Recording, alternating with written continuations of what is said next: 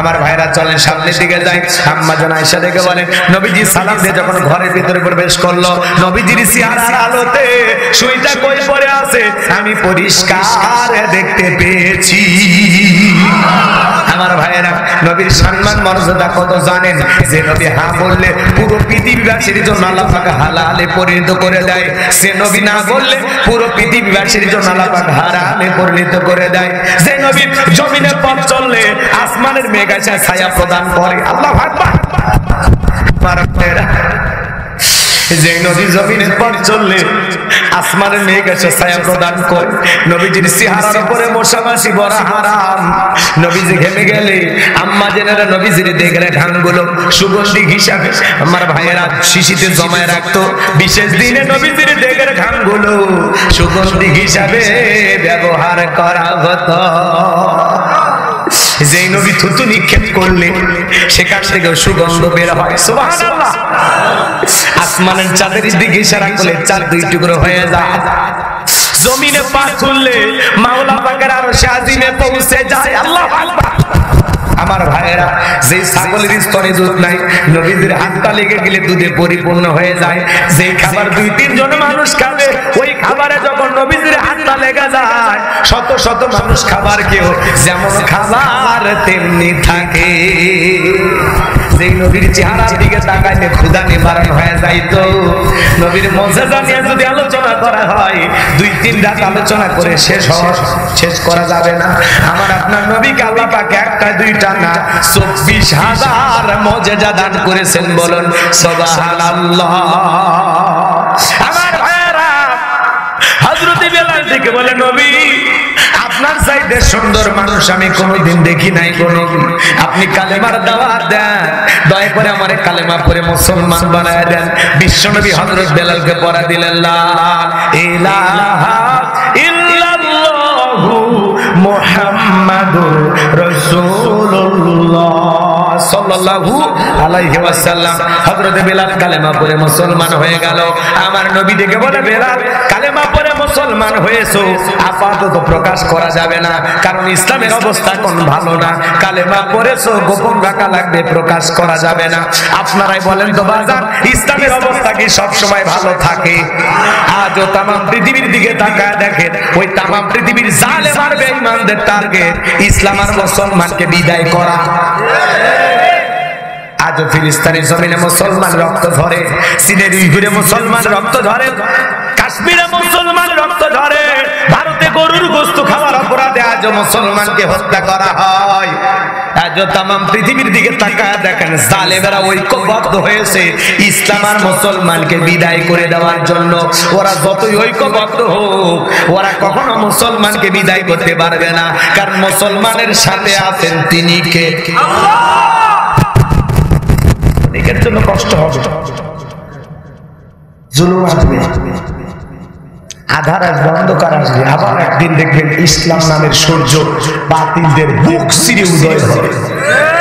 কথা বলেন, মনে রাখবেন নমরুদ ফিরাউনের যেরকম পরিণতি হয়েছে, আজও পৃথিবীর মানচিত্রে যারা মুসলমানের রক্ত দিয়ে হাত রাঙাইতেছে ওই সমস্ত জালেম শাসকদের পরিণতি নমরুদ ফিরাউনের চাইতে ভয়ঙ্কর হবে।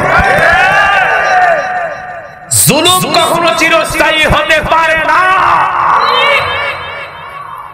আমার দেশ পত্রিকা মাহমুদুর রহমান তার উপরে জুলুম করা হয়েছিল। আজকে আমার দেশ পত্রিকা আবার নতুন ভাবে যাত্রা শুরু করেছে, সকলে ফেসবুকে পোস্ট করেছে। এই জন্য ভাইরা আমার, জুলুম কখনো চিরস্থায়ী হয় না। এই মাহমুদুর রহমানকে পিটানো হয়েছে, বছরের পর বছর জেলখানায় বন্দী করা হয়েছে, তার পত্রিকা অফিস বন্ধ করে দেওয়া হয়েছিল। আমার দেশ পত্রিকা সত্যের কথা বলে, কথা বলে ঠিক কিনা? আবারও এগিয়ে যাবে দুরন্ত গতিতে, সত্যের সন্ধানে আবারও এগিয়ে যাবে, বাতিলের মুখোশ উন্মোচন হবে পত্রিকার মাধ্যমে।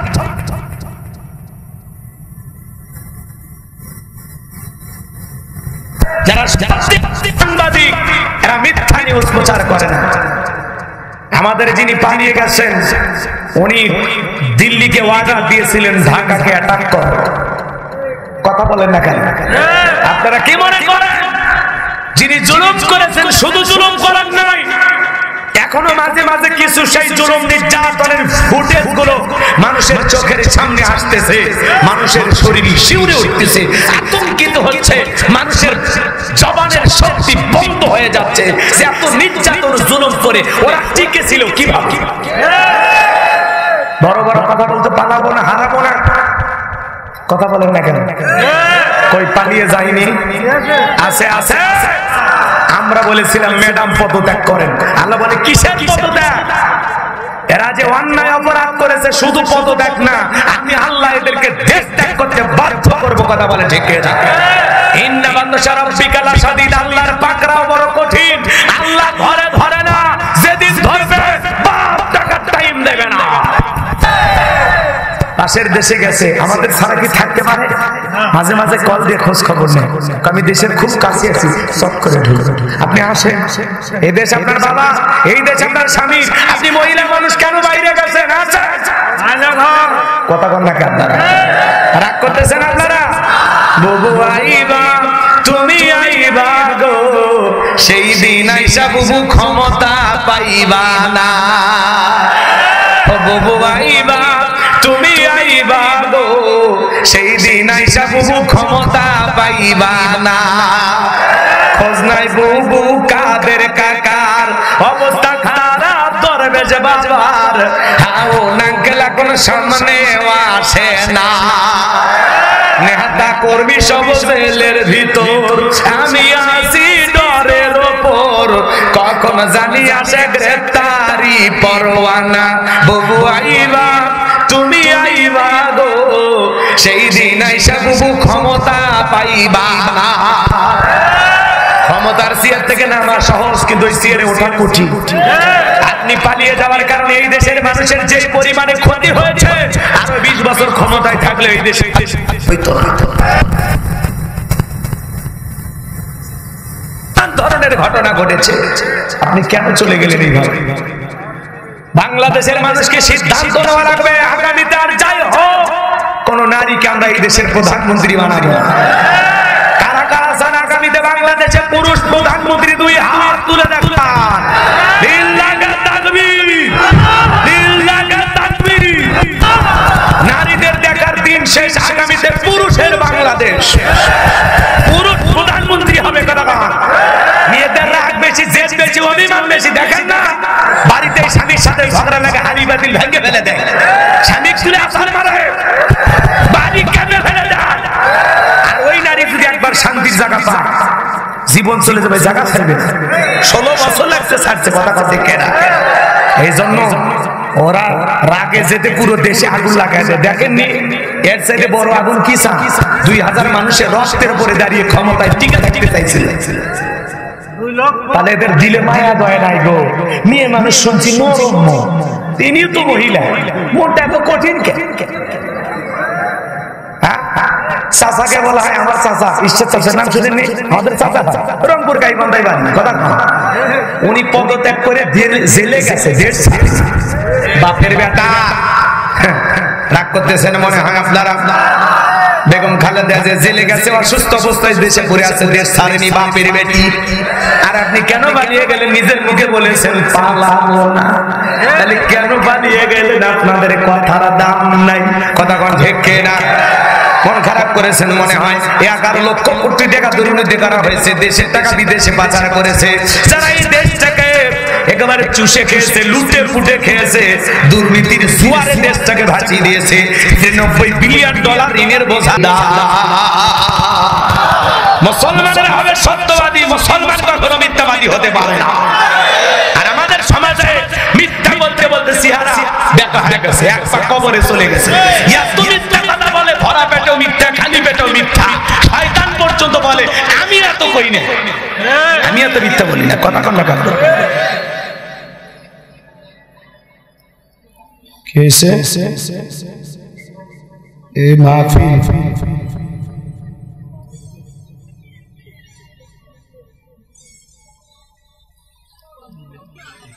কি করেন না করেন এগুলো স্লিপ দেন, ধরে নিয়ে যাবে আপনারা। ভয় পান কে? মঞ্চে তুলে দেওয়ার আগে কথা বলবেন, মাঝখানে কোনো ডিস্টার্ব করবেন। যত ভয় করবেন তত টুটি চেপে দেবেন। ভয় করা যাবে না, ভয় করা যাবে না। কথা ঠিক কি না? ভয় আছে তাহলে এই রক্তের কোনো দাম আছে? এত রক্ত দিলে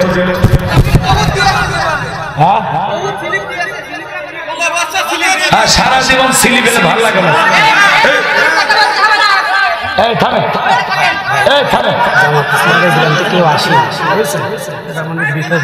ঠিক আছে, বুঝতে পারছি ভাই, সমস্যা নাই, বুঝতে পারছি।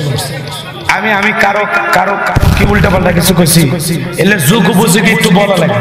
এটুকু সহ্য না করলে মাহফিল দেবেন না। ঠিক আছে, থামে না, চুপ কর, চুপ কর। কি লেখছে আমি তো যাই, সিটি তো আমার কাছে লেখছে, আমি তো বুঝি। আমি বেশি কিছু বললাম না যাতে সমস্যা না, কারণ আমি চাইলে এখনই বিশৃঙ্খলা বানাইতে পারি, কিন্তু আমি ওই ধরনের বক্তা না। আমি ইচ্ছে করে ঝগড়া করি না, কিন্তু আমি বলতে চাই আমাকে দাওয়াত দেওয়ার সময় বলে দিবেন। ঠিক আছে, জেল কাটা প্লেয়ার বসে আছে। ঠিক আছে, এদিক খেয়াল করেন। কষ্ট হয়, কষ্ট ভয় পাওয়া চলবে। আগে তো ভয় করিনি, এখন তো ভয় করার প্রশ্ন আসে না। যারা পালিয়ে যায় ওদেরকে দেখে ভয় করে লাভ আছে? এই জন্য ভয় করার কোনো কারণ নাই। আমরা সবাই মিলেমিশে থাকবো। যারা চোর, ডাকাত, দুর্নীতিবাদ ওরা পালাবে, ভালো মানুষ পালায়নি। কথা বলেন, ভালো মানুষ যারা তারা দেশে আসে। এমনি একবারই 4 ভাই 4 দল করে মিলেমিশে থাকে, ওইটা ভিন্ন কথা। কিন্তু কেউ দেশের সাথে দুর্নীতি করবে আর তাদের বিরুদ্ধে আমরা কিছু বলবো না, ওটা হবে না। ওটা আমাদের বলতেই হবে। কথা বলেন ঠিক কি? সম্মানিত ভাইয়েরা আমার, চলেন সামনের দিকে যাই। আমি যে কথা বলতে চাচ্ছিলাম, মুসলমান হবে তারা, মিথ্যা কথা বলতে পারবে না তারা। রাগ করতেছেন মনে হয়? তাহলে মুসলমান হবে সত্যবাদী। চলেন সামনের দিকে যাই। আমি যে কথা বলতে চাচ্ছিলাম বাজান, এইবার ওমায় ডেকে বলে, বেলাল রে, উত্তম বা ছাগলের মালিক বানায় দেব, থাকার জন্য ভালো ঘরের ব্যবস্থা করে দেব। হযরতে বেলাল ডেকে বলে, ওমাইয়া রে, দুনিয়ার কোন পার্থিব সম্পদের বিনিময়ে বেলাল তার ঈমান বিক্রি করবে না। আল্লাহু আকবার। এইবার আবু জেহেল ডেকে বলে, ওমায়ে ডেকে বলে, আমার কথা না শুনলে বড় নেতা আবু জেহেলকে খবর দিব। হযরতে বেলাল ডেকে বলে, কোন আবু জেহেলকে আমি ভয় করি না, আমি ভয় করি আমার আল্লাহকে। আমার ভাই বা গভীর মনোযোগ দিয়ে কথাগুলো শুনে যান। এইবার হযরতে বেলালকে ওমায়ে ডেকে বলে, বেলাল তাহলে ঠিক আছে শোন, আমি তাহলে আবু জেহেলের কাছে চলে গেলাম। এই কথা বলে ওমায়ে আবু জেহেলের কাছে যা বলে, তার সংবাদ খুব খারাপ। কি হয়েছে? আমার বাড়ি কিদার বেলাল কালেমা করে মুসলমান হয়েছে, তাই নাকি? ঠিক আছে, যাও আমি আসতেছি। আবু জেহেলের একটা বিশেষ বাহিনী ছিল, যাদের কাজই হলো টুপিওয়ালা, দাড়িওয়ালা, ইমানদার আল্লাহওয়ালাদের উপর নির্যাতন, জুলুম চালায়। নতুন নতুন কালেমা পড়ে যারা মুসলমান হয় তাদের উপর নির্যাতন, জুলুম চালায়। আজ তাম পৃথিবীর দিকে তাকায় দেখেন, জালেমদের বিশেষ একটা বাহিনী থাকে, যাদের কাজ হলো মুসলমানদের উপর নির্যাতন, জুলুম চালানো। কথা বলে ঠিক না? আমার ভাইয়েরা, দিল দিয়া কথাগুলো বোঝার চেষ্টা করবেন। আমি যে কথা বলতে চাই, এবার আবু জেহেল তার সাঙ্গ পাঙ্গ ক্যাডার মাস্তান সঙ্গী নিয়ে ওমায়ের বাড়িতে হাজির হয়ে গেল। এসে বলে, বেলাল এইদিকে আয়, আমি তোর পার্সোনাল ভাবে মোহাম্মত করি। সব কি শুনছি তুই নাকি আব্দুল্লাহর বেটা মুহাম্মদ সাল্লাল্লাহু আলাইহি সাল্লামের কাছে কালেমা পড়ে মুসলমান হয়েছো। হযরতে বেলাল ডেকে বলে, হ্যাঁ, যা শুনেছেন সত্য। গতকাল রাত্রিতে নবীজির হাতে হাত রেখে আমি কালেমা পড়ে মুসলমান হয়েছি। আবু জেহেল ডেকে বলে, বেলাল উর্দুমা ছাগলের মালিক বানায় দেব, থাকার জন্য ভালো ঘরের ব্যবস্থা করে দেব, ব্যবসা বাণিজ্য যদি করতে চাও দেড়হাম টাকা পয়সা যা লাগে দেব। বেলাল তুমি চাইতে দেরি, তোমার চাহিদা আমরা পূরণ করতে দেরি করব না। হযরতে বেলাল ডেকে বলে, আবু জেহেলের দুনিয়ার সব সম্পদ যদি আমি বেলালকে দিতে চাও, দুনিয়ার সব সম্পদ ছাড়তে রাজি, কিন্তু বিশ্ব নবীর কালেমা ছাড়তে রাজি না। লিল্লাহি তাকবীর। এবার আবু জেহেল ডেকে বলে, বেলাল এত বড় লোভনীয় প্রস্তাব দিলাম, রাজি হইলা না। সোজা আঙ্গুলে ঘির না, উল্টা আঙ্গুলে একটু বাঁকা করা লাগবে। এই কথা বলে হযরতে বেলালকে যুবকদের লেলিয়ে দিল, চাবুক দিয়ে পিটাও। হযরতে বেলালকে চাবুক দিয়ে পিটাইতে পিটাইতে কালো চামড়া গুলো পেটে রক্ত ঝরতেছে বাজার, ওরা যত জোরে চাবুক মারে বেলাল তত জোরে আল্লাহর জিকির করে। চাবুক দিয়ে পিটাইতে পিটাইতে আবু জেহেল দেখে বলে বেলাল চাবুক দিয়ে পিটাইলাম, তারপরে কি নবীর কালেমা ছাড়বি না? দেখ বেলাল, দেখ তোর পিঠগুলো ফেটে রক্ত ঝরতেছে। হযরতে বেলাল দেখে বলে আবু জেহেল মারতে মারতে যদি মেরেও ফেলে দাও জীবনটা দিতে রাজি, নবীজির কালেমা ছাড়তে রাজি নাই। আল্লাহু আকবার। আবার ভাইরা, এবার হযরতে বেলালের পায়ে রশি লাগানোর অনুমতি দাও। আবু জেহেল দেখে বলে বেলালের পায়ে রশি লাগায়া উটের পায়ের সঙ্গে বেঁধে দাও। আরবের অত্যন্ত গরম পানিতে ছেঁচড়াইয়া ছেঁচড়ে ঘোড়াগুলো বাঁধা, বাবলা গাছের কাঁটাগুলো জিহ্বার ভিতরে পেরেকের মতো মারা গেল। এত নির্যাতন জুলুম করার পরে বিকেল বেলা নিয়ে এসে বলে বেলাল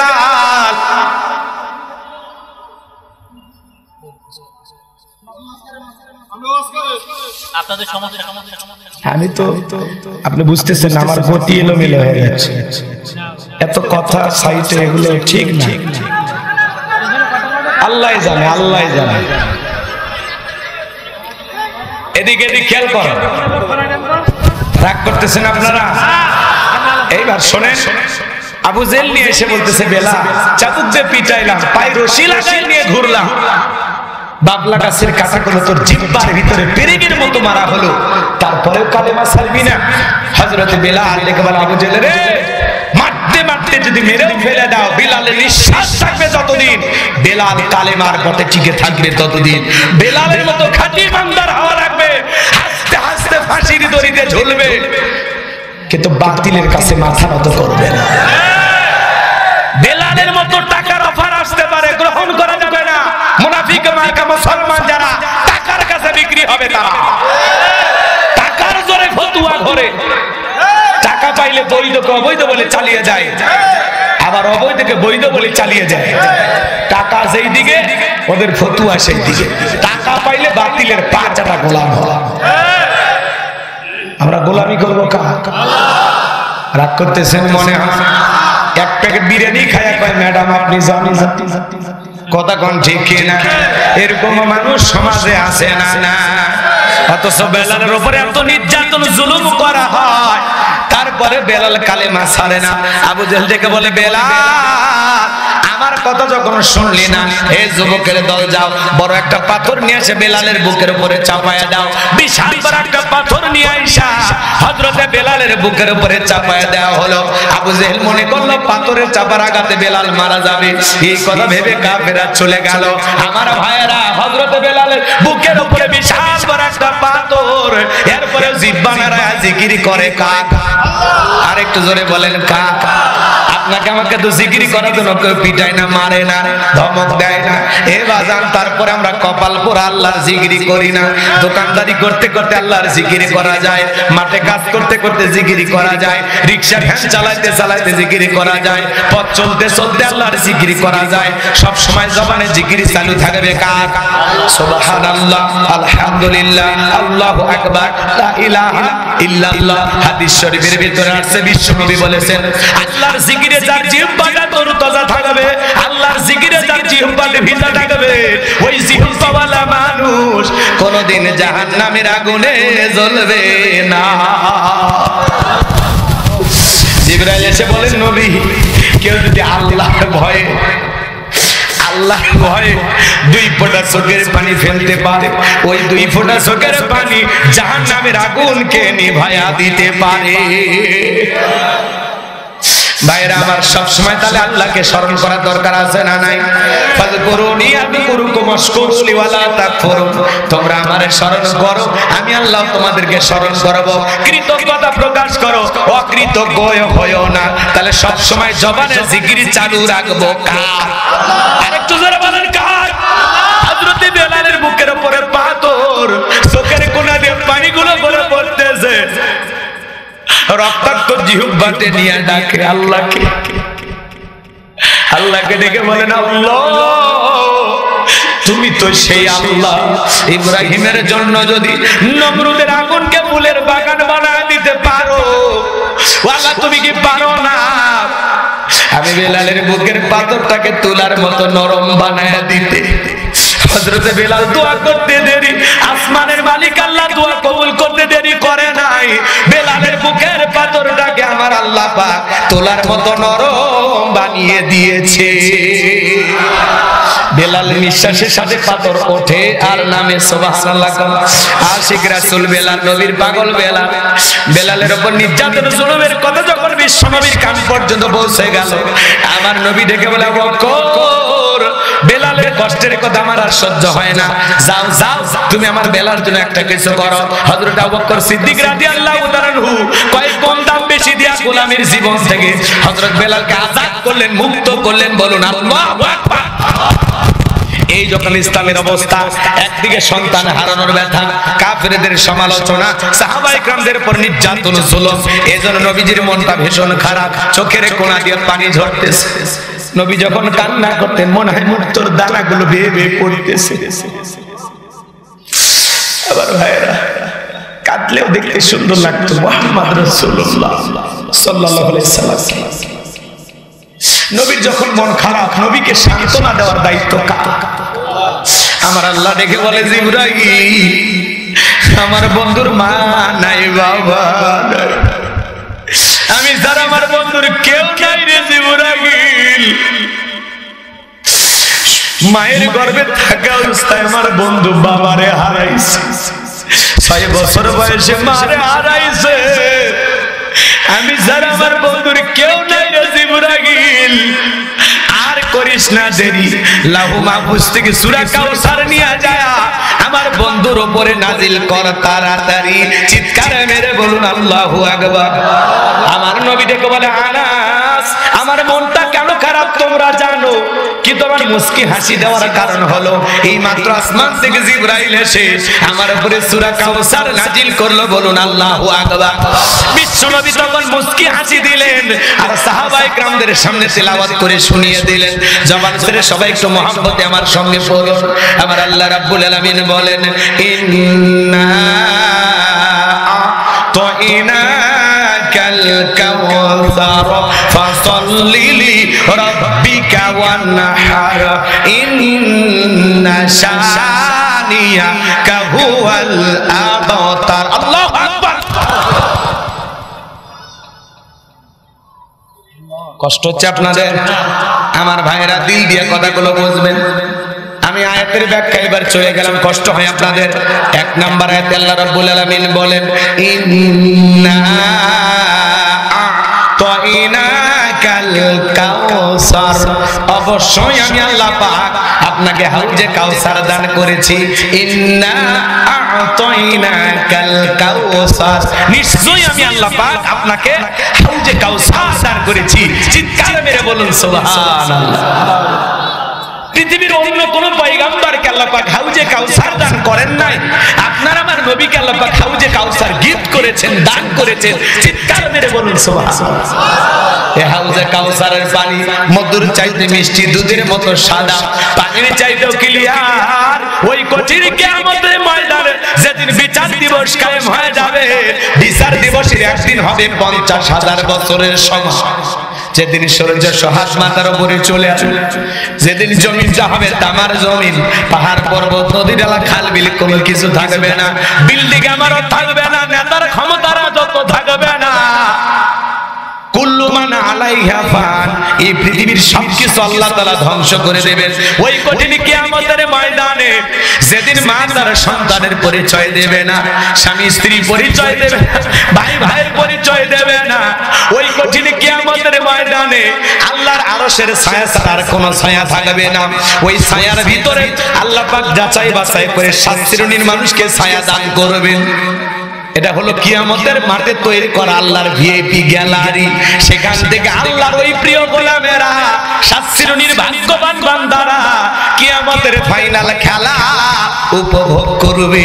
আল্লাহ মানুষ হাসরের ময়দানে পানি পানি বলে চিৎকার মারবে, দলে দলে মানুষ বিশ্ব নবীর কাছে যাবে। সংখ্যায় অনেক মানুষকে আমার নবী দেখতে পাবে, কিন্তু কিছু মানুষের সামনে আল্লাহ তাআলা পর্দার আবরণ তৈরি করে দেবেন।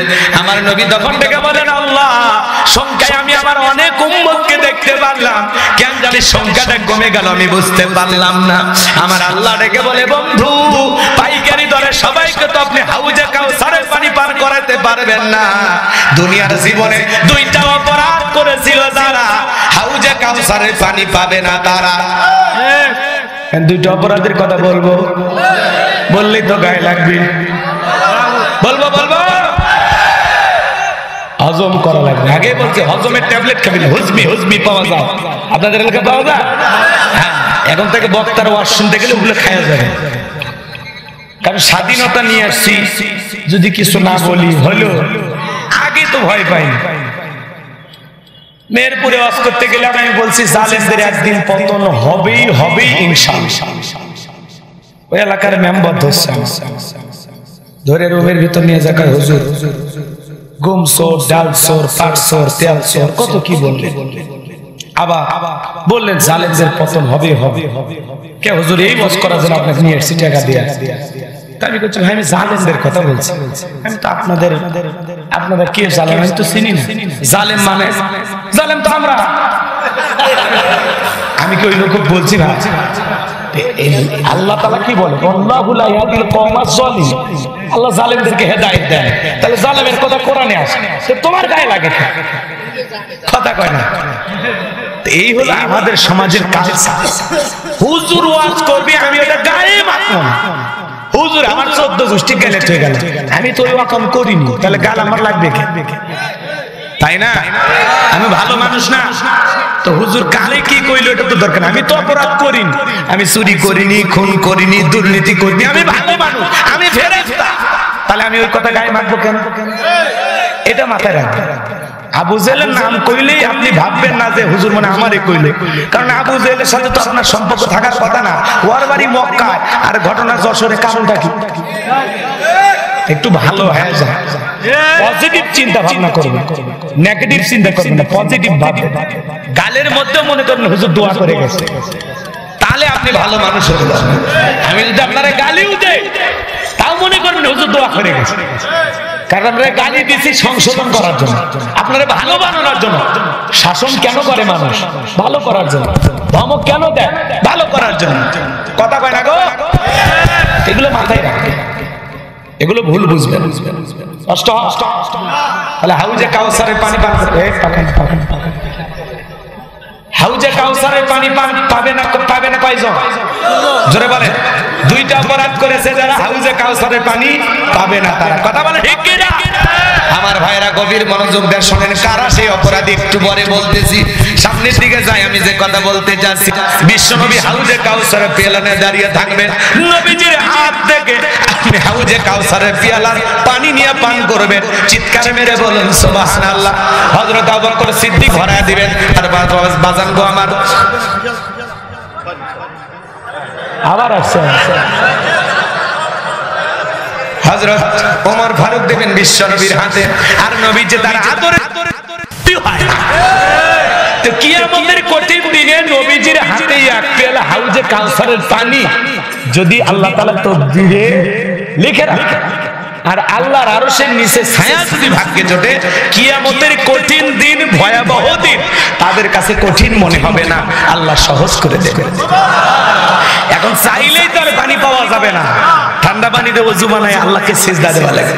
হঠাৎ করে একটু নামাজ ধরেছেন আপনি, পুরাতন মুসল্লি যারা, তারা আপনাকে দেখে টিটকারি মারে, হ্যাঁ আজকে সূর্য কোন দিক উঠছে? উত্তর পাড়ার বাদশা দেখি মসজিদে, বলে কিনা ভাই? ও চাচা মুরব্বি, জীবনে কোনোদিন দাওয়াত দিয়ে 5 জনকে মসজিদে আসতে পারলেন না, কেউ একজন হঠাৎ করে আল্লাহ হেদায়েত দিয়েছে, নামাজ পড়তে আসছে, তার নিয়ে কেন সমালোচনা, কেন ঠাট্টা বিদ্রুপ করেন, কেন হাসি তামাশা করেন? পারলে তার জন্য দোয়া করেন যে ভাই তুমি মসজিদে আসছো, তোমার দেখে দিলটা ভরে গেছে, আল্লাহর কাছে দোয়া করি মৃত্যু পর্যন্ত যেন 5 ওয়াক্ত নামাজ জামাতের সহিত আল্লাহ তোমাকে আদায় করার তৌফিক দান করে। তার জন্য দোয়া করেন। নামাজ শেষে তার নিয়ে বাজারে এক কাপ চা খান, তার সাথে খুনসুটি করেন, গল্প করেন। বউ বাড়ির সাথে বাড়ি দেশে রাগ হয়, তোমার সাথে বাইরে যাওয়া যায় না, আমার এটাকে ভাবি আর তোমার এটাকে চাচা। যেই বউ নবীজির সুন্নাত দাড়িকে মহব্বত করে না, ওই বউ আপনাকে 100% ভালোবাসা দিতে পারে না। আমরা দাড়ি দাড়ি রাখছি কাকে ভালোবাসা? নবীজিকে ভালোবাসা। কথা বলে ঠিক কি না? দাড়ি এমন একটা সুন্নাত 24টা ঘন্টা লাগে থাকে খোলা যা। আর দাড়ি হলো পুরুষের সৌন্দর্য। কথা কয় দাড়িওয়ালা পুরুষের দাম আছে। কথা কন ঠিক কি না? রাগ করতেছেন মনে হয়। আমি আমার বউকে নিয়ে গেছি মার্কেটে, তো দোকানদার বলছে হুজুর আপনার মেয়েকে বলেন কোন কোন কাপড়গুলো নেবে, নিতে বলেন। আমি মেয়ে না, ওটা আমার ঘরের প্রধানমন্ত্রী। বেশি কথা বলিস না, করে বাড়িতে ভূমিকম্প শুরু হয়ে যাবে। কথা কন ঠিক না? অনেকে মানে দাড়ি রাখলে মনে করে বিশাল বয়স, 71 সালেরও আগে জন্ম হয়েছে, এরকম কি ভাবতেছেন আপনারা? বাবাজিরা আমার দিল দিয়ে কথাগুলো বুঝবেন। তাহলে যুবকরে নবীকে মহব্বত করে ভালোবাসা মুখে দাড়ি রাখার দরকার আছে না নাই? কথা কয় না কে? কোন কোন যুবক দাড়ি রাখবেন, জীবনে কোনোদিন দাড়ি কাটবেন না? হাত তুলে দেখান। আল্লাহ যুবকদের হেদায়েত দান করুন, জোরে বলুন আমিন। এবার হাউজে কাউসারের পানি চাইলেই তো পাওয়া যাবে না। হাউজে কাউসারের পানি পান করতে গেলে কাজ করতে হবে দুইটি। জোরে বলেন আমার কুরবানি, আমার জীবন, আমার মরণ লিল্লাহি রাব্বিল আলামিন, আসমান জমিনের প্রতিপালকের জন্য। তাহলে মুমিন জীবনের সব ইবাদত হবে একমাত্র আল্লাহকে পাওয়ার জন্য। কথা বলেন ঠিক কি না? আমার জীবন, আমার মরণ, আমার বন্দেগী কবুল করো ইয়া ইলাহি, আমার বন্দেগী, আমার জীবন, আমার মরণ, আমার বন্দেগী কবুল করো ইয়া ইলাহি, আমার জিন্দেগী, আমার জীবন, আমার মরণ, আমার বন্দেগী। মারহাবা। তাহলে মুমিন জীবনের সব ইবাদত হবে আল্লাহকে খুশি করার জন্য। ফাসাল্লি লিরাব্বিকা, রবের উদ্দেশ্যে সালাত, নামাজ হবে আল্লাহর জন্য। قد أفلح المؤمنون الذين هم في صلاتهم خاشعون। অবশ্যই মুমিনেরা সফল যারা নিজেদের সালাত বিনয়ের সহিত, নম্রতার সহিত আল্লাহর ভয় নিয়ে আদায় করে। কার ভয়? নামাজ যদি নামাজের মতো আদায় করতে পারেন, আল্লাহ বলেন ফালিয়াবুদু রাব্ব হাযাল বাইত আল্লাযী আত'আমাহুম মিন জু' ওয়া আমানাহুম মিন খাউফ। আল্লাহু আকবার। আল্লাহ বলেন এই ঘরের মালিকের ইবাদত করো। ইবাদত যদি ইবাদতের মতো হয়, নামাজ যদি নামাজের মতো হয়, বান্দারে 5 ওয়াক্ত সালাতে মাথা নত করে আমি আল্লাহকে যদি সিজদা দিতে পারো, বান্দা আমি আল্লাহ করে দুইটা জিনিস দেব। এক নাম্বার, যে বান্দা মাথা নত করে আল্লাহ দেবেন, ওই বান্দার জন্য রিজিকের ব্যবস্থা করবেন তিনি কে? আল্লাহ। রিজিক দেওয়ার মালিক কে? আপনাদের এলাকায় রাত 2টা 1টার দিকে একটা প্রাণী বের হয়, কুহু কইয়া চিল্লায়। ওর নাম কি? শিয়াল পণ্ডিত। ওর নামে কি এলাকায় মুরগির হোটেল আছে? চৌগাছা বাজারে ভাতের হোটেল আছে? ওরে খাওয়াই কে কে? পাখি খালি পেটে সকালবেলা নীল থেকে বের হয়ে যায়, সন্ধ্যাবেলা পাখির পেটটা ভইরা বাসায় ফেরত আসার ব্যবস্থা করে দেয় কে? আল্লাহ যদি এতকার এদিকে আল্লাহ যদি দুনিয়ার এত মাখলুককে খাওয়াইতে পারে, আপনি আপনি আপনি আমি হলাম আশরাফুল মাখলুকাত, আল্লাহকে আমাদেরকে না খাওয়ায় রাখবে? জোরে বলে রাখবে। রিজিক দেওয়ার মালিক কে? ওয়া মা মিন দাব্বাতিন ফিল আরদি ইল্লা আল্লাহি।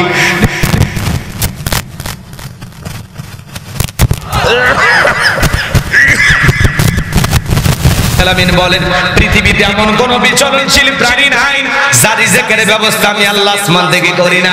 ওই আটলান্টিক মহাসমুদ্রের 33,000 ফিট গভীর অতলে পানি নিচে থাকা ছোট্ট একটা প্রাণী, তার রিজিকের ব্যবস্থাও আমি আল্লাহ আসমান থেকে করি। বলুন সুবহানাল্লাহ। তাহলে 1 নাম্বার রিজিক দেবেন কে? 2 নাম্বার হলো আল্লাহ রাব্বুল আলামিন বলে বান্দা নামাজ যদি নামাজের মতো আদায় করতে পারো, 2 নাম্বার আমি আল্লাহ তাআলার সকল ভয় থেকে তোমাদেরকে নিরাপত্তা দেব। সমাজে ভয় আছে না নাই? চিন্তার ভয়, চুরির ভয়, ডাকাতের ভয় আছে না নাই?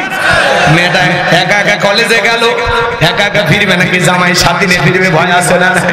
মেয়েটা স্কুলে গেল, ভালোভাবে ফিরবে নাকি কারো লালসার শিকার হবে, ভয় আছে না নাই? পথে ঘাটে শিশু থেকে বৃদ্ধ পর্যন্ত খুন, চতুর্দিকে খুন খারাপি, চিন্তায় আছে না নাই বাজার?